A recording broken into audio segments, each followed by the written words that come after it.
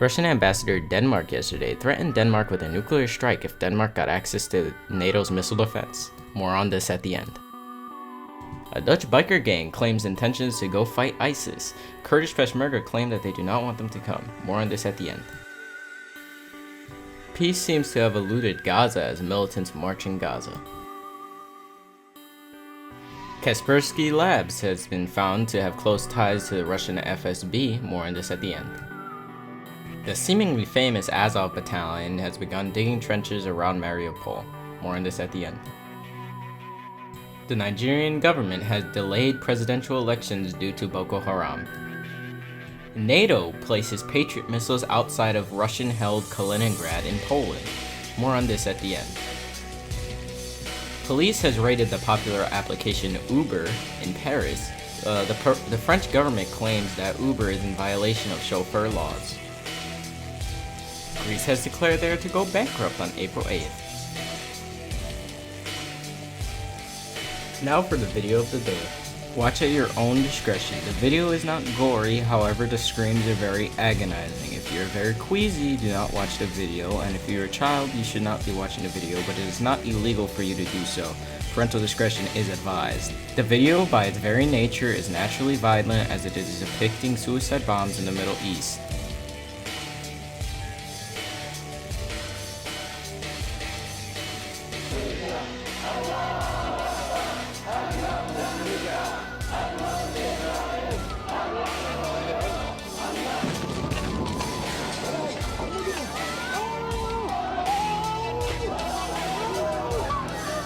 In said suicide attack, approximately 137 were killed and approximately 13 children were killed as well.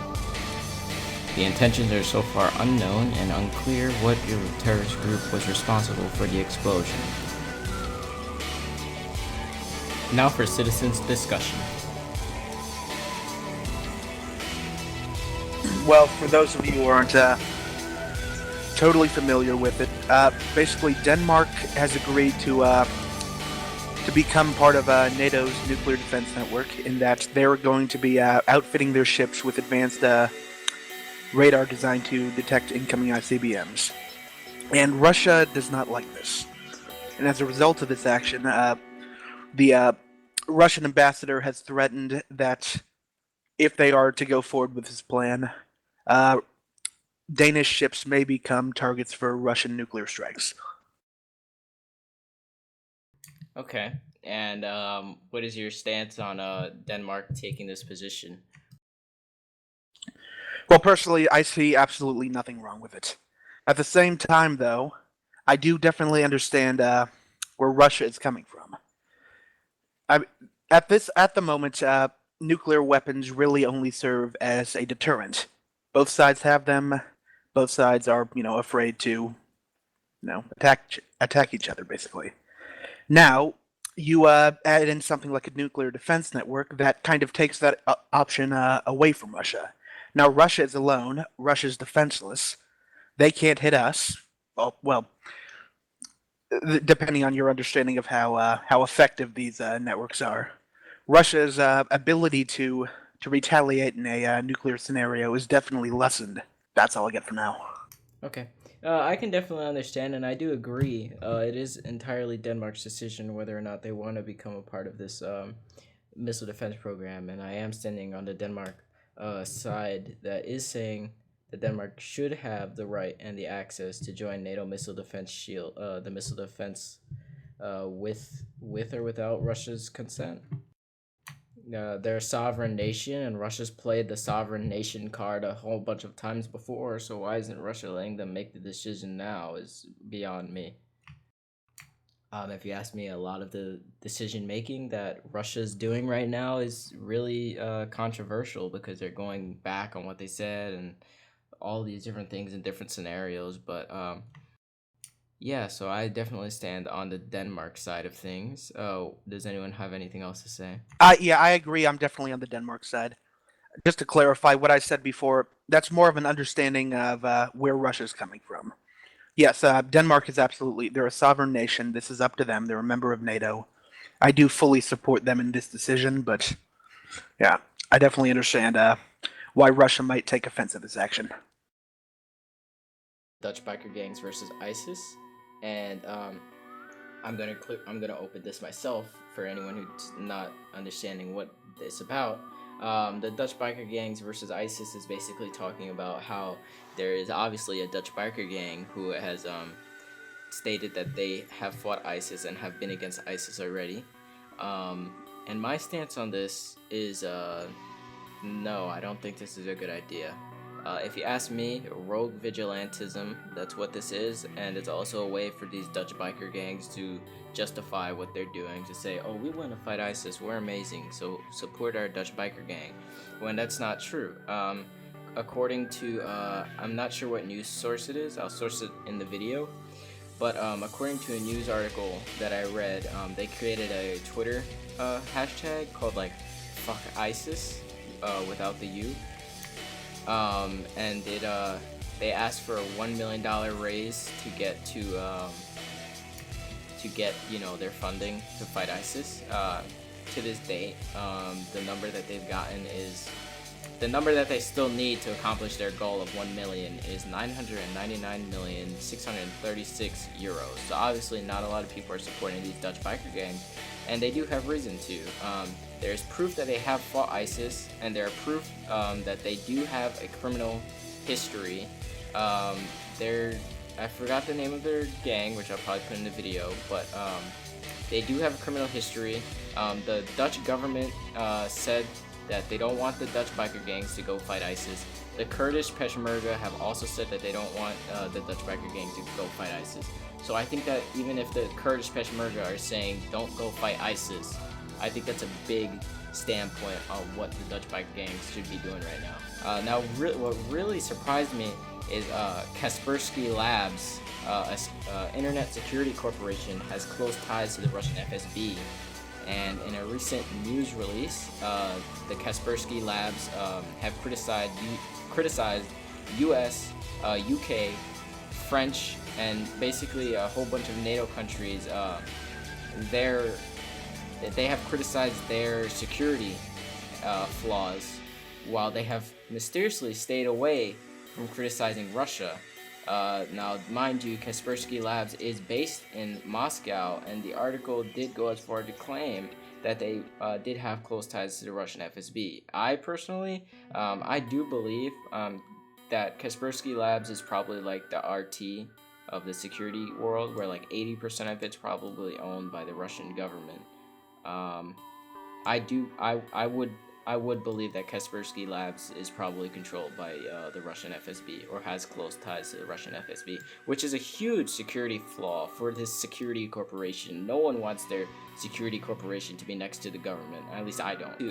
The Azov Battalion preparing for the UKR Mariupol invasion. Science, I think you said that you wanted to take that topic. Do you want to go ahead and explain it? I got into it a little bit. I haven't really done enough research to really talk much about it. Yeah, anyone else? Mike, anyone? I know the gist of it. Well, I'll just go ahead and explain it. The Azov Battalion is just preparing for a amphibious invasion by Russian separatists in Ukraine. They're preparing for an amphibious invasion because like most of the armored cars and the armored vehicles that the separatists are going to be using are amphibious. So put two and two together, you could see that they're probably going to do an amphibious invasion. But they might go over land too, and the Azov Battalion has prepared for that.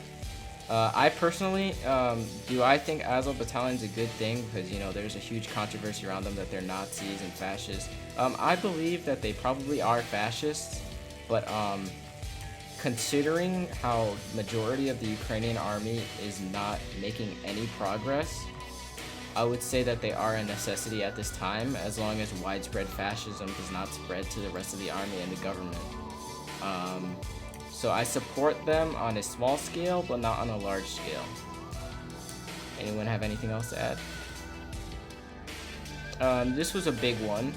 Patriot missiles deployed right outside of Kaliningrad. I'm going to personally open this up. The Patriot missiles are definitely a big, a big threat to Russia.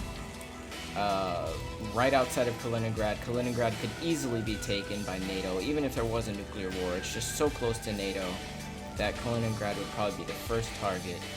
Patriot missiles right outside of Kaliningrad, I think it is a provocation by the United States and NATO. I think they're actually UK Patriot missiles that are deployed there. Does anyone have anything else to say? It's a reaction to a Russian threat, and the NATO alliance is responding in kind, which Russia then responded in kind by moving more missiles to Kaliningrad. It's just moves and counter moves at this point. Where that's going to end up, we'll see in the few coming months. But the main topic of conversation, talking about missiles being deployed and states being armored up and surrounding Russia and the NATO alliance system, is going to be focused all on what's going on in Ukraine. So it all ties back into that. Yeah, I definitely agree with Ryan on that. I do agree. It probably is moves and counter moves. Most likely, to me, I think it's a good thing. I think it's a good thing because it shows that NATO is finally reacting to Russian aggression. So I do think that it is a necessary move. Ryan, would you say that it is a necessary move? Yeah, it's a necessary move, but it's not enough. Of course it's not enough, but it is a necessary move to make. On to the next topic, assuming no one has anything else to add. The next topic of Greece completely bankrupt by April 8th. I think we all saw this coming from a mile away, as Greece is the poorest nation in the EU, and it's hard to be that way. I haven't researched this much, but they're going completely bankrupt April 8th. I don't know how they're going to keep their government together unless they get economic aid. I don't think even economic aid is helping them at this point. Does anyone have anything to add? Greece was always an economic trouble for the EU, and it's always going to be economic trouble for the EU in itself. It's not something that we did not expect to happen. Totally expected Greece to file for bankruptcy coming in the soon months. That it did not happen earlier is surprising. They've been able to keep afloat this long, but what's going to happen in the aftermath, I have no idea. The last time a country defaulted on everything in their domain was nearly 20 years ago when the USSR broke up, and a few of those old countries couldn't pay off all their debts after the Socialist Republic broke up. Yeah, I definitely agree. That is science is saying Patriot missiles in Kaliningrad. Yeah, let me clear that up. It is not Patriot missiles in Kaliningrad. It's in Poland, right next to Kaliningrad, and then Russia moved the missiles to Kaliningrad. That's what I meant. It's just so close. You could basically call it in Kaliningrad, at least in the region of Kaliningrad. But Okay, fair point. Yeah. Anyway, back to the discussion. Yeah, Ryan, I haven't discussed or researched this topic so good.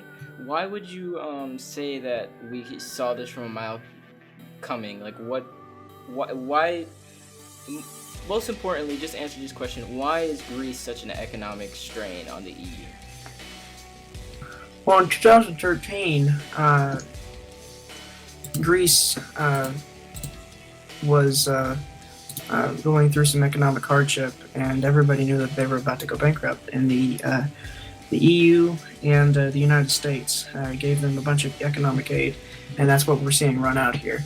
So, if that had not happened, we'd be discussing this back in 2013. They did get their economic aid, and it was able to keep them afloat for another 2 years. But the 2 years is up, and no one's looking to have another repeat. So it looks like Greece is on their own, and they're such an economic strain because they haven't fixed their system. They had 2 years to fix their system, and they didn't fix their system. Yeah, and I'm just gonna go wide out here and make a projection that even after the bankruptcy, Greece is still not gonna be able to pay their debts, and sooner or later we might see this is completely wide swing here, possibly communist or socialist coup d'etats. We already have communist and socialist protests in Greece, along with other factions competing for power, like the nationalists, the capitalists. Capitalism has already failed in Greece, so I don't think capitalism is going to win out again. I'm pretty sure we're going to see either a communist or socialist protest and seize for power here. Does anyone have anything else to add?